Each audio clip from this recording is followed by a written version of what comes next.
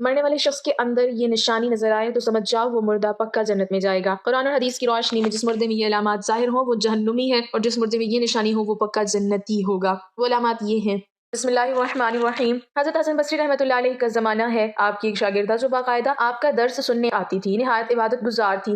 اس بیچاری کا جوانی میں خاوند چل بسا۔ اس نے دل میں سوچا، ایک بیٹا ہے، اگر میں دوسرا نکاح کر لوں گی تو مجھے دوسرا خاوند تو مل جائے گا، لیکن میرے بچے کی زندگی برباد ہو جائے گی۔ اب وہ بچہ جوان ہونے کے قریب ہے، یہی میرا سہارا صحیح۔ لہٰذا اس عظیم ماں نے یہی سوچ کر اپنے جذبات کی قربانی دی۔ وہ ماں گھر میں بچے کا پورا خیال رکھتی، لیکن جب وہ بچہ گھر سے باہر نکل جاتا تو ماں سے نگرانی نہ ہو پاتی۔ اب اس بچے کے پاس مال کی کمی نہ تھی، اٹھتی ہوئی جوانی بھی تھی۔ یہ جوانی دیوانی مستانی ہو جاتی ہے، چنانچہ وہ بچہ بری صحبت میں گرفتار ہو گیا، شباب اور شراب کے کاموں میں مصروف ہو گیا۔ ماں برابر سمجھاتی لیکن بچے پر کچھ اثر نہ ہوتا، چکنا گھڑا بن گیا۔ وہ اس کو حضرت حسن بصری کے پاس لے کر آتی، حضرت بھی اس کو کئی گھنٹے سمجھاتے، لیکن اس بچے کا نیکی کی طرف رجحان ہی نہیں تھا۔ حضرت کے دل میں بھی یہ بات آئی کہ شاید اس کا دل پتھر بن گیا ہے، مہر لگ گئی ہے۔ بہرحال ماں تو ماں ہوتی ہے، ماں اسے پیار سے سمجھاتی رہی، میرے بیٹے نیک بن جاؤ، تمہاری زندگی اچھی ہو جائے گی۔ کئی سال برے کاموں میں لگ کر اس نے اپنی دولت کے ساتھ اپنی صحت بھی تباہ کر لی، اور اس کے جسم میں لا علاج بیماریاں پیدا ہو گئیں۔ معاملہ یہاں تک آ پہنچا کہ اٹھنے کی بھی سکت نہ رہی اور بستر پر پڑ گیا۔ اب اس کو آخرت کا سفر سامنے نظر آنے لگا۔ ماں نے پھر سمجھایا، بیٹا تو نے اپنی زندگی تو خراب کر لی، اب آخرت بنا لے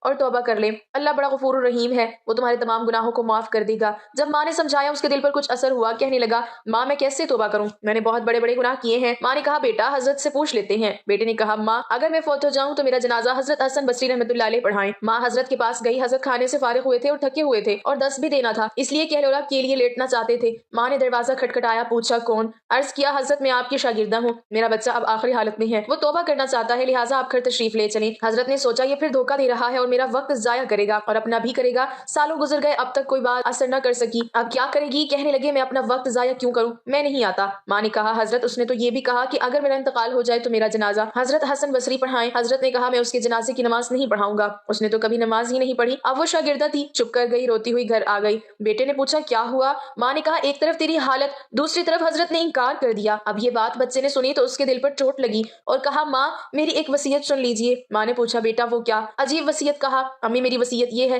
کہ جب میری جان نکل جائے تو سب سے پہلے اپنا دوپٹہ میرے گلے میں ڈالنا، میری لاش کو کتے کی طرح صحن میں گھسیٹنا، جس طرح مرے ہوئے کتے کی لاش گھسیٹی جاتی ہے۔ ماں نے پوچھا، بیٹا وہ کیوں؟ کہا، امی اس لیے کہ دنیا والوں کو پتہ چل جائے کہ جو اپنے رب کا نافرمان اور ماں باپ کا نافرمان ہوتا ہے اس کا انجام یہ ہوا کرتا ہے۔ میری پیاری ماں، مجھے قبرستان میں دفن نہ کرنا۔ ماں نے کہا، وہ کیوں؟ کہا، ماں مجھے اسی صحن میں دفن کر دینا، ایسا نہ ہو کہ میرے گناہوں کی وجہ سے قبرستان کے مردوں کو تکلیف پہنچے۔ جس وقت نوجوان نے ٹوٹے دل سے عاجزی کی یہ بات کہی تو پروردگار کو اس کی یہ بات اچھی لگی، روح قبض ہو گئی، ابھی روح نکلی ہی تھی۔ ماں آنکھیں بند کر رہی تھی تو دروازے پر دستک ہوئی، پوچھا، کون؟ جواب آیا، حسن بصری ہوں۔ کہا، حضرت آپ کیسے؟ فرمایا، جب میں نے تمہیں جواب دے دیا اور سو گیا، خواب میں اللہ رب العزت کا دیدار نصیب ہوا۔ پروردگار نے فرمایا، حسن بصری تو میرا کیسا ولی ہے، میرے ایک ولی کا جنازہ پڑھنے سے انکار کرتا ہے؟ میں سمجھ گیا کہ اللہ نے تیرے بیٹے کی توبہ قبول کر لی ہے، تیرے بچے کی نماز جنازہ پڑھنے کے لیے حسن بصری حاضر کھڑا ہے۔ اے اللہ تو کتنا کریم ہے کہ مرنے سے چند لمحہ پہلے اگر کوئی بندہ شرمندہ ہوتا ہے تو اس کی زندگی کے گناہوں کو معاف کر دیتا ہے۔ سانپوں کے حوالے سے میری زندگی میں دو واقعات ایسے پیش آئے جو حیرت انگیز بھی ہیں اور عبرتناک بھی، ان واقعات کو میں عمر بھر فراموش نہیں کر سکتی، اس لیے کم و بیش 50 سال قبل پیش آنے والا وہ واقعہ آج بھی مجھے اچھی طرح یاد ہے۔ ان دنوں ہم کوئٹہ میں رہائش پذیر تھے، میرے والد سرکاری محکمے میں ملازم تھے، انہیں رہائش کے لیے محکمے کی جانب سے سرکاری بنگلہ ملا ہوا تھا جو بہت کشادہ اور خوبصورت تھا۔ دیگر افسران کے گھر بھی بہت اچھے تھے، جبکہ نچلے درجے کی ملازمین یعنی چوکیدار، مالی گارڈز وغیرہ ایک ایک کمرے کے کوارٹر میں رہائش پذیر تھے۔ سبھی مل جل کر خوش و خرم رہتے، ایک دوسرے کے دکھ درد بانٹتے، خوشی غمی کے مواقع پر سب اکٹھے ہو جاتے، یوں لگتا جیسے ایک بہت بڑا کنبہ ہے۔ بچے مل کر کھیلتے اور خواتین فارغ وقت میں ایک دوسرے کا حال احوال پوچھتی۔ ٹی وی تو تھا نہیں،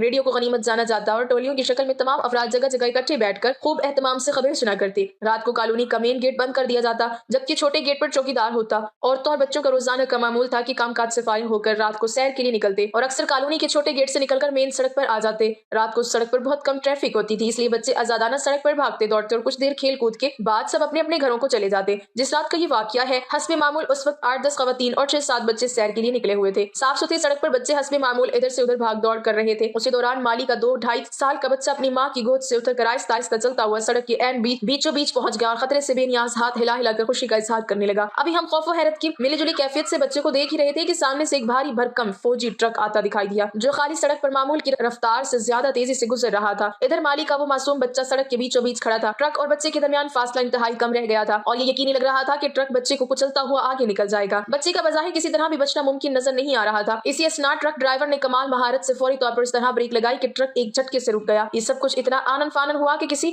میں ہمت نہ ہوئی کہ دوڑ کر بچے کو اٹھا لے۔ سبھی حواس باختہ ہو گئے تھے۔ چند لمحے بعد حواس قابو میں آئے تو اگلا منظر دیکھ کر ہم سب ششدر رہ گئے کہ عین بچے اور ٹرک کے درمیان ایک خوفناک سانپ کنڈلی مارے بیٹھا تھا۔ ہم سب بھاگ کر وہاں پہنچے۔ بچہ ماشاءاللہ بالکل صحیح سلامت تھا، اسے خراش تک نہیں آئی تھی۔ سانپ نے جب اتنے بہت سے لوگوں کو قریب آتے دیکھا تو خراما خراما رینگتا ہوا سڑک عبور کر کے نشیب کی طرف چلا گیا۔ چاند کی روشنی میں سانپ کی جلد پوری طرح چمک رہی تھی۔ سانپ کے سڑک عبور کرتے ہی ہم سب جیسے ہوش میں آ گئے۔ بھاگ کر بچے کو اٹھا کر ٹرک ڈرائیور کی طرف دیکھا تو اس نے انکشاف کیا کہ میں نے سانپ دیکھ کر یکدم بریک لگائی۔ مجھے تو بچہ نظر ہی نہیں آیا، البتہ اتنا خوبصورت سانپ میں نے زندگی میں پہلے کبھی نہیں دیکھا۔ میں نے جب یہ حیرت انگیز منظر دیکھا تو اس میں مہو ہو کر رہ گیا۔ اسی کو بچانے کے لیے میں نے ایمرجنسی بریک لگائی جبکہ بچہ مجھے بالکل بھی نظر نہیں آیا، لیکن اب مجھے احساس ہو رہا ہے کہ اگر میں ایمرجنسی بریک نہ لگاتا تو اللہ جانے بچے کا کیا حشر ہوتا۔ بہرحال ہم نے اس موقع پر اللہ تعالیٰ کا لاکھ لاکھ شکر ادا کیا کہ اس نے بچے کی زندگی بچائی۔ ہم گھر کی جانب جانے لگے تو ٹرک ڈرائیور نشیب کی طرف اتر کر سانپ ڈھونڈنے لگا، لیکن سانپ کا کہیں نام و نشان نہ تھا۔ سڑک صاف ستھری تھی، کناروں پر بھی مٹی کی تہ نہایت صاف ستھری تھی، نہ کوئی ٹوٹا پھوٹا حصہ، نہ کوئی بل، نہ کوئی سوراخ، یعنی سانپ کے لیے کوئی جائے پناہ نہ تھی۔ ایک بزرگ خاتون ہمارے ساتھ تھی، کہنے لگی یقیناً اللہ تعالیٰ نے ننھے معصوم فرشتے کے لیے غیب سے ایسے اسباب بنائے جس سے بچے کی جان کراماتی طور پر بچ گئی۔ سچ ہی کہا گیا ہے کہ جسے اللہ رکھے اسے کون چکھے۔ یہ میری زندگی کا ایک ایسا واقعہ ہے جو ناقابل فراموش بھی ہے اور حیران کن بھی۔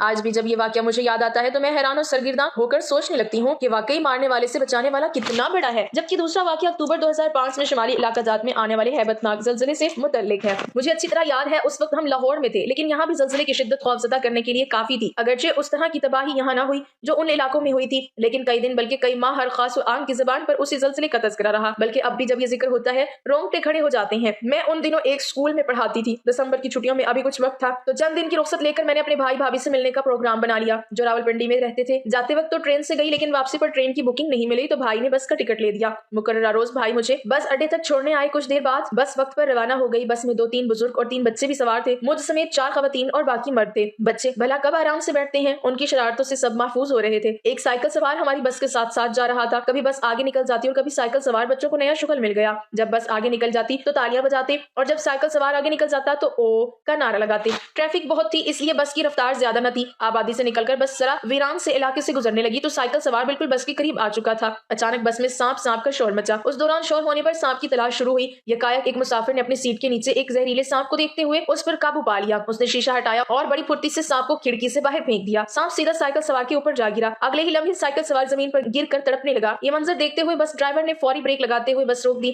بس کے تمام مسافر نیچے اترے۔ اس زہریلے سانپ نے سائیکل سوار کو ڈس لیا تھا، جس کے زہر کے اثر سے سائیکل سوار تڑپ تڑپ کر کچھ ہی لمحوں میں زمین پر ڈھیر ہو گیا۔ ہم تمام مسافروں کے لیے یہ واقعہ بہت افسوسناک بھی تھا اور حیرت انگیز بھی کہ ایک سائیکل سوار جو بس کا مسافر بھی نہ تھا، جس کا سانپ سے کچھ لینا دینا ہی نہیں تھا، کس طرح آنن فانن سانپ کے زہر کا نشانہ بن کر موت کی وادی میں اتر گیا۔ جبکہ جس بس میں ہم تمام مسافر موجود تھے وہاں اس زہریلے سانپ کی موجودگی سے سب لا علم بھی رہے اور محفوظ بھی۔ ہم سب غم اور دکھ کے باعث اسی سوچ میں گم تھے کہ نہ جانے یہ کس کا بھائی، کس کا بیٹا اور کس خاندان کا فرد ہے جسے اچانک اجل نے اچک لیا۔ ابھی ہم سوچوں میں گم ہی تھے کہ کچھ لوگوں کے ذہن میں یہ بات آئی کہ اس نوجوان کا پتہ چلایا جائے کہ اس کا تعلق کہاں سے ہے، اس کی رہائش، نام، پتہ کیا ہے، کہاں جا رہا تھا۔ اسی جستجو میں کچھ لوگوں نے اس کی جیب سے شناختی کارڈ وغیرہ تلاش کرنے کی کوشش کی۔ کوئی پتہ اور شناخت نہ ملی تو اس کی سائیکل کے پیچھے کیریئر پر رکھی ہوئی گٹھڑی کھول کر دیکھنے کا فیصلہ کیا گیا کہ شاید اس کی کوئی شناخت مل جائے۔ یہ سوچ کر گٹھڑی کھولی گئی تو وہاں موجود لوگوں کی حیرت کی انتہا نہ رہی کہ اس گٹھڑی میں بدنصیب زلزلہ زدگان کی لوٹی ہوئی مختلف اشیاء، خاص طور پر خواتین کے گلے، کان اور ہاتھوں کی انگلیوں سے نوچے ہوئے زیورات موجود تھے۔ اور جب ہم نے یہ دیکھا کہ اس بدبخت نے بدقسمت زلزلہ زدگان خواتین کے ہاتھوں میں موجود سونے کی انگوٹیاں نکالنے کے لیے انگلیاں تک کاٹ ڈالی تھی تو حیرت اور صدمے سے گنگ سے ہو گئے۔ گٹھڑی کھولنے والا شخص شدید خوف و حیرانی کی عالم میں جھٹکے سے پیچھے ہٹ گیا۔ چند لمحے تو اس کی زبان سے ایک لفظ نہ نکلا۔ پھر ایک اور آدمی آگے بڑھا، وہ بھی ساکت سا رہ گیا کہ گٹھڑی سے بدبو کے بھبکے اٹھ رہے تھے۔ سارا قصہ واضح ہو گیا تھا۔ وہ شخص زلزلہ زدہ مقام سے آ رہا تھا جو زیورات اتار نہ سکا، اعضاء سمیت کاٹ لایا تھا۔ بہرحال تھوڑی دیر قبل تک بس کے جن مسافروں کی ساری ہمدردیاں اور دکھ اور افسوس اس بدقسمت سائیکل سوار کے ساتھ تھا، اب سارے مسافر اس پر لعنت ملامت اور توبہ استغفار کر رہے تھے۔ بلا شبہ کام کا برا نتیجہ اور یہ کہ اللہ کی لاٹھی بے آواز ہے۔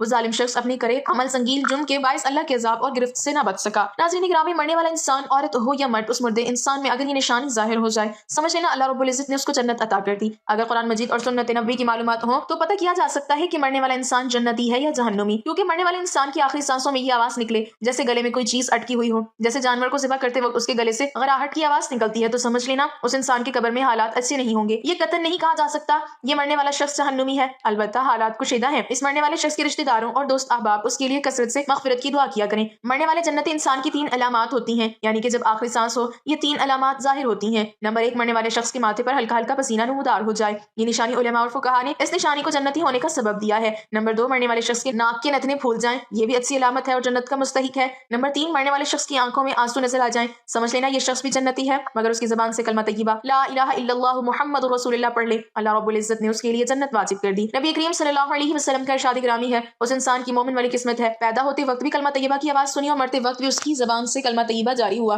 وہ انسان جتنا بھی گناہ گار ہو، قیامت والے دن اللہ رب العزت اس کی بخشش فرمائیں گے اور جنت عطا فرمائیں گے۔ اب 2 ایسی اموات ہیں، ایک شخص کے مرتے وقت کلمہ طیبہ کا ورد جاری ہوتا ہے اور دوسرے انسان کی موت کے وقت اس کی زبان سے کلمہ طیبہ جاری نہیں ہوتا۔ ان دونوں وجوہات پر حدیث سنت کی روشنی میں چند باتیں ملاحظہ فرمائیں۔ نمبر 1، حدیث نبوی ہے، جو شخص کثرت سے مسواک کرتے ہیں مرتے وقت ان کی زبان پر کلمہ طیبہ جاری ہوگا۔ حضرت سیدہ عائشہ رضی اللہ تعالیٰ عنہا فرماتی ہیں، ایک دن آپ صلی اللہ علیہ وسلم نے فرمایا، مسواک کرنا منہ کی صفائی کا سبب ہے اور اللہ رب العزت کو خوشنودی حاصل کرنے کا ذریعہ ہے۔ نبی کریم صلی اللہ علیہ وسلم اس کی تاکید فرماتے ہیں اور اس کی اہمیت ظاہر کرتے ہیں۔ فرماتے ہیں، اگر مجھے امت کی مشقت کا خدشہ نہ ہوتا، میں ہر انسان کو حکم کرتا ہر نماز کے وقت مسواک کیا کرے۔ حضرت سیدہ عائشہ رضی اللہ تعالیٰ عنہا فرماتی ہیں، جو شخص مسواک کر کے نماز پڑھتا ہے اور بغیر مسواک کیے نماز پڑھنے سے 70 گنا زیادہ ملتا ہے۔ نمبر 2، جو شخص کسی طرح ہمیشہ اور ہر وقت وضو میں رہتا ہے مرتے وقت اس کی زبان پر کلمہ طیبہ جاری ہوگا۔ حضرت انس رضی اللہ تعالیٰ عنہ فرماتے ہیں، میں ایک دن آپ صلی اللہ علیہ وسلم کے پاس بیٹھا تھا، آپ نے فرمایا، اے انس، ہو سکے تو باوضو رہا کرو، کیونکہ حضرت اسرائیل علیہ السلام جب کسی کی روح قبض کرتے ہیں اور وہ باوضو ہو، اس مرنے والے روح کو شہید کا درجہ دیا جاتا ہے۔ نمبر 3، اپنے ماں باپ کی باادب فرمانبردار اور تابعدار اولاد پر مرتے وقت اس کی زبان سے کلمہ طیبہ جاری ہوتا ہے۔ مرنے والے کو اس وقت تک کلمہ نصیب نہیں ہوگا جب تک اس کے ماں باپ اپنی اولاد کو معاف نہ کر دیں۔ نمبر 4، جنابت کی حالت میں مرنے والے لوگوں کی زبان پر کلمہ طیبہ جاری نہیں ہوگا۔